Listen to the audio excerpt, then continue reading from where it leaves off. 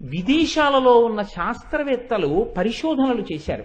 ఏ కారణం చేతనైనా బిడ్డలు కలగకుండా ఇబ్బందులు కలిగినటువంటి తల్లి పగడాల మాల అమ్మవారి పూజ దగ్గర పెట్టి ఆ పూజలో పెట్టినటువంటి పగడాల మాలని శాస్త్రీయంగా ధరించి 21 రోజులు ఒంటి మీద ఉంచుకుని ప్రత్యేకమైన పదార్థం ఒకటి ఉంటుంది, గోధుమని మధుర పదార్థంతో కలుపుతారు.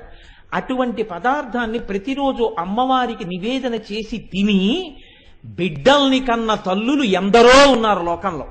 పగడాలకు ఆ శక్తి ఉంది.